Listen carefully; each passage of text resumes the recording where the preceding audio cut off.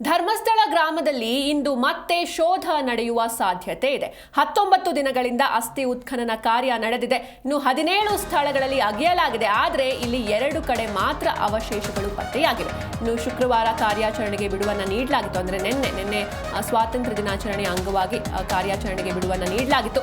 ಇಂದು SIT ಶೋಧ ಮುಂದುವರಿಯುವ ಸಾಧ್ಯತೆ ಇದೆ. ಇಂದು ಸಂಜೆ ವೇಳೆಗೆ ಎಸ್ಐಟಿ ಶೋಧಕ್ಕೆ ತೆರೆ ಬೀಳುವಂತಹ ಸಾಧ್ಯತೆ ಕೂಡ ಇರುವಂಥದ್ದು. ಧರ್ಮಸ್ಥಳ ಗ್ರಾಮದಲ್ಲಿ ಇಂದು ಮತ್ತೆ ಶೋಧ ಕಾರ್ಯ ಸಾಧ್ಯತೆ ಇದೆ.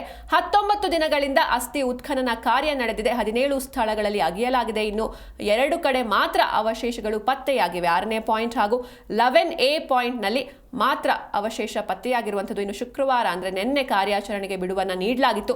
ಇಂದು ಎಸ್ಐಟಿ ಶೋಧ ಮುಂದುವರಿಯುವಂತಹ ಸಾಧ್ಯತೆ ಇದೆ. ಇಂದು ಸಂಜೆ ವೇಳೆಗೆ ಎಸ್ಐಟಿ ಶೋಧಕ್ಕೆ ತೆರೆ ಬೀಳುವಂತಹ ಸಾಧ್ಯತೆ ಕೂಡ ಇರುವಂಥದ್ದು. ಇನ್ನು ಅನಾಮಿಕ ದೂರುದಾರ ನೀಡಿದ ದೂರಿನಂತೆ ಎಸ್ಐಟಿ ತನಿಖಾ ತಂಡದಿಂದ ಜುಲೈ 28ರಂದು ಈ ಒಂದು ಶೋಧ ಕಾರ್ಯ ಆರಂಭವಾಗುತ್ತೆ. ಸ್ವಾತಂತ್ರ್ಯೋತ್ಸವ ದಿನಾಚರಣೆಯಲ್ಲಿ ಅಧಿಕಾರಿಗಳು ಭಾಗವಹಿಸಬೇಕಾಗಿದ್ದ ಕಾರಣ ನಿನ್ನೆ ಶೋಧ ಇರಲಿಲ್ಲ. 5 ದಿನಗಳಲ್ಲಿ ನಾನಾ ಭಾಗಗಳಲ್ಲಿ ಶೋಧ ಕಾರ್ಯಾಚರಣೆಯನ್ನ ನಡೆಸಲಾಗಿದೆ. ಇನ್ನು ಗೃಹ ಸಚಿವರು ಸೋಮವಾರ ಈ ಕುರಿತು ಉತ್ತರವನ್ನ ನೀಡಲಿದ್ದಾರೆ ಎಂದಿದ್ದಾರೆ ಸಚಿವ ಗುಂಡೂರಾವ್ ಅವರು. ಈ ಕುರಿತಾಗಿ ಹೆಚ್ಚಿನ ಮಾಹಿತಿಯನ್ನು ನೀಡ್ತಾರೆ ನಮ್ಮ ಮಂಗಳೂರು ಜಿಲ್ಲೆಯ ಪ್ರತಿನಿಧಿ ಶಂಶೀರ್ ಬುಡೋಳಿ. ಶಂಶೀರ್, ಇನ್ನೇನು ಒಂದು ನಿರ್ಣಾಯಕ ಹಂತಕ್ಕೆ ತಲುಪಿದೆ. 13ನೇ ಪಾಯಿಂಟ್ ಮೇಲೂ ಕುತೂಹಲ ಇತ್ತು, ಅದು ಕೂಡ ಮುಗ್ದಿರುವಂಥದ್ದು, ಯಾವುದೇ ಅವಶೇಷ ಪತ್ತೆಯಾಗಿಲ್ಲ. ಸೊ ಇವತ್ತು ಮತ್ತೆ ಶೋಧ ಕಾರ್ಯ ಏನಾದರೂ ಮುಂದುವರಿಯುವಂತಹ ಸಾಧ್ಯತೆ ಇದೆಯಾ? ಇವತ್ತು ಈ ಒಂದು ಶೋಧ ಕಾರ್ಯಕ್ಕೆ ತೆರೆ ಬೀಳುವಂತಹ ಸಾಧ್ಯತೆ ಏನಾದರೂ ಇದೆಯಾ ಅಂತ? ಹೌದು ಸಿಂಚನ, ಮುಖ್ಯವಾಗಿ ಧರ್ಮಸ್ಥಳದ ಗ್ರಾಮದಲ್ಲಿ 106 ಶವಗಳನ್ನ ಸಮಾಧಿ ಮಾಡಿರುವ ಆರೋಪದ ಕುರಿತು ಆ ಒಂದು ಪ್ರಕರಣದ ಕುರಿತು ಎಸ್ಐಟಿ ತನಿಖೆ ಚುರುಕುಗೊಳಿಸಿರುವಂತದ್ದು. ಇನ್ನು ಇವತ್ತು ಶೋಧ ಕಾರ್ಯಾಚರಣೆ ಕಂಟಿನ್ಯೂ ಆಗುವಂತಹ ಸಾಧ್ಯತೆ ಇದೆ ಎನ್ನಲಾಗಿದೆ. ಯಾಕಂದ್ರೆ ನಿನ್ನೆ ಸ್ವಾತಂತ್ರ್ಯ ದಿನಾಚರಣೆ ಹಿನ್ನೆಲೆಯಲ್ಲಿ ಅಧಿಕಾರಿಗಳು ಆ ಒಂದು ಕಾರ್ಯಕ್ರಮದಲ್ಲಿ ಭಾಗವಹಿಸಬೇಕಾಗಿದ್ದ ಕಾರಣ ನಿನ್ನೆ ಶೋಧ ಕಾರ್ಯಾಚರಣೆ ನಡೆದಿರಲಿಲ್ಲ. ಅಲ್ಲದೆ ಕಳೆದ 19 ದಿನಗಳಿಂದ ಶೋಧ ಕಾರ್ಯಾಚರಣೆ ನಡೀತಾ ಇರುವಂತದ್ದು. ಹೀಗಾಗಿ ನಿನ್ನೆ ಕೂಡ ಶುಕ್ರವಾರ ಬಿಡುವು ನೀಡಲಾಗಿತ್ತು. ಆದ್ರೆ ಇವತ್ತು ಕಂಟಿನ್ಯೂ ಆಗುವಂತಹ ಸಾಧ್ಯತೆ ಇದೆ ಎಂಬ ಮಾಹಿತಿ ಸದ್ಯಕ್ಕೆ ಇರುವಂತದ್ದು. ಆದ್ರೆ ಒಂದು 11-11 ನಂತರ ಅದು ಸ್ವಲ್ಪ ಅಧಿಕೃತವಾಗಿ ಆಗುತ್ತೆ. ಇನ್ನು ಅನಾಮಿಕ ದೂರು ನೀಡಿದ ದೂರಿನಂತೆ ಎಸ್ಐಟಿ ತನಿಖಾ ತಂಡದಿಂದ ಜುಲೈ 28ರಂದು ಆರಂಭಿಸಿದ ಶೋಧ ಕಾರ್ಯ ಹಲವಾರು ತಿರುವುಗಳನ್ನ ಪಡಿತಾ ಇರುವಂತದ್ದು.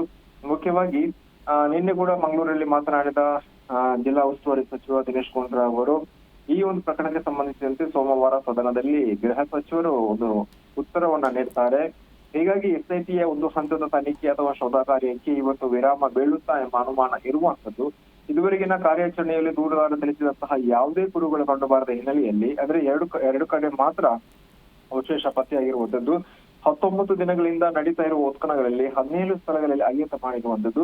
ಅದರಲ್ಲಿ 2 ಕಡೆ ಮಾತ್ರ ಅವಶೇಷ ಪತ್ತೆಯಾಗಿರುವಂತದ್ದು. ಹೀಗಾಗಿ ಶೋಧ ಕಾರ್ಯಾಚರಣೆ ಇವತ್ತು ಕಂಟಿನ್ಯೂ ಆಗುತ್ತಾ, ಯಾಕಂದ್ರೆ ನಾಳೆ ಕೂಡ ಸಂಡೆ ಆಗಿದ್ದರಿಂದ ನಾಳೆ ಕೂಡ ರಜೆ ಇರುತ್ತಿದೆ. ಹೀಗಾಗಿ ನಾಳೆ ಕೂಡ ರಜೆ ಸಂಡೆ ರಜೆ ಇದ್ದ ಕಾರಣ ನಾಳೆ ಕೂಡ ಶೋಧ ಕಾರ್ಯಾಚರಣೆ ನಡೆಯಲ್ಲ. ಹೀಗಾಗಿ ಇವತ್ತೇನಾದ್ರೂ ಈ ಮಧ್ಯೆ ಅವರು ಕಂಟಿನ್ಯೂ ಮಾಡ್ತಾರ ಅಥವಾ ಬೇರೆ ಏನಾದ್ರೂ ತನಿಖೆ ನಡೆಸ್ತಾರ ಎಂಬುದರ ಕುರಿತು ಸ್ವಲ್ಪ ಪ್ರಶ್ನೆ ಇರುವಂತದ್ದು.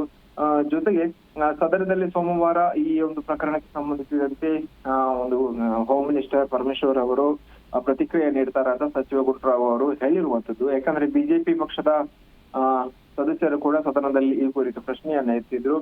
ಜೊತೆಗೆ ಇವತ್ತು ಬೆಂಗಳೂರಿನಿಂದ 400 ಕಾರುಗಳಲ್ಲಿ ಇಂದು ಬಿಜೆಪಿ ಶಾಸಕ SR ವಿಶ್ವನಾಥ್ ನೇತೃತ್ವದಲ್ಲಿ ಇವತ್ತು ಧರ್ಮಸ್ಥಳ ಚಲೋ ಅಭಿಯಾನ ನಡೆಯಲಿದೆ.